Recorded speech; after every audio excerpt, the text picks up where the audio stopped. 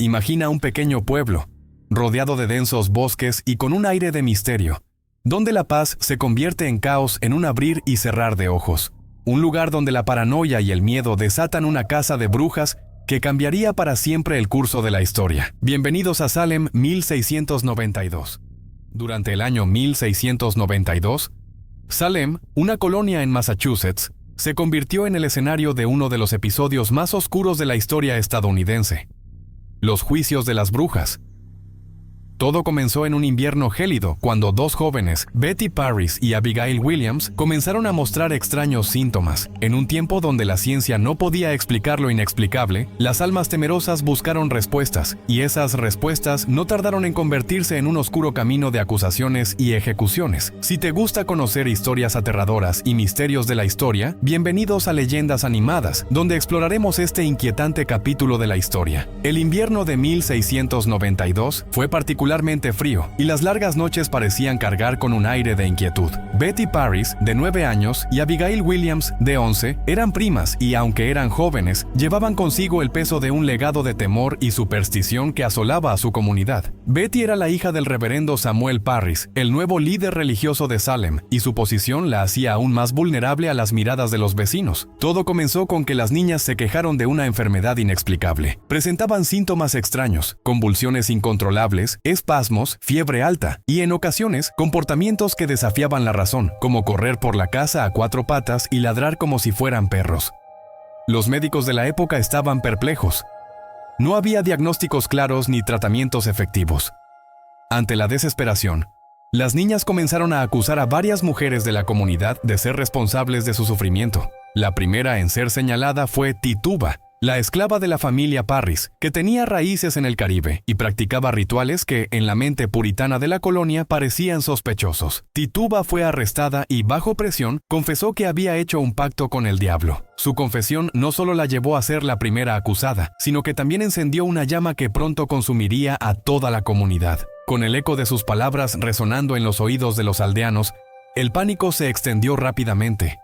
Pronto, otras jóvenes comenzaron a presentar síntomas similares, gritando que sentían mordeduras y picaduras en la piel, que eran atacadas por espectros. La comunidad, temerosa de un mal mayor, decidió investigar. Sin embargo, lo que comenzó como un intento de entender la enfermedad, rápidamente se transformó en una caza de brujas. Las acusaciones comenzaron a volar entre vecinos. Las mujeres, muchas de ellas ancianas y solitarias, se convirtieron en el blanco de la furia colectiva. Se acusaba a cualquiera que tuviera un carácter peculiar o que no encajara en el molde de la sociedad puritana. A medida que las confesiones de las jóvenes aumentaban, también lo hacía el número de acusados. La gente comenzó a delatar a sus amigos, familiares e incluso a sus propios hijos. Todo en nombre de la salvación de sus almas y la comunidad. Los tribunales, compuestos por jueces que eran tan susceptibles al miedo como el resto de la población, se sumergieron en un clima de histeria. Sin pruebas concretas, pero guiados por la histeria colectiva, comenzaron a dictar sentencias. La mayoría de las pruebas eran meras suposiciones y testimonios de quienes habían sido acusados. Las torturas psicológicas se emplearon como un método para obtener confesiones. Aquellos que se negaban a admitir su culpa enfrentaban consecuencias horrendas. A medida que las ejecuciones se llevaban a cabo, la comunidad se encontraba en un estado de agonía y confusión. De junio a septiembre de 1692 se realizaron varias ejecuciones, con un total de 20 personas condenadas a muerte, incluidos 14 mujeres, 5 hombres y, en un hecho escalofriante, hasta 2 perros. La mayoría de las personas condenadas eran ahorcadas, aunque algunos, como Giles Corey, fueron aplastados bajo montones de piedras por negarse a entrar en un juicio. Las autoridades consideraban a los perros como cómplices de las brujas, quienes supuestamente les daban órdenes diabólicas. La historia de las brujas de Salem no terminó con las ejecuciones. El proceso legal continuó durante un año más, pero a medida que la locura comenzaba a desvanecerse,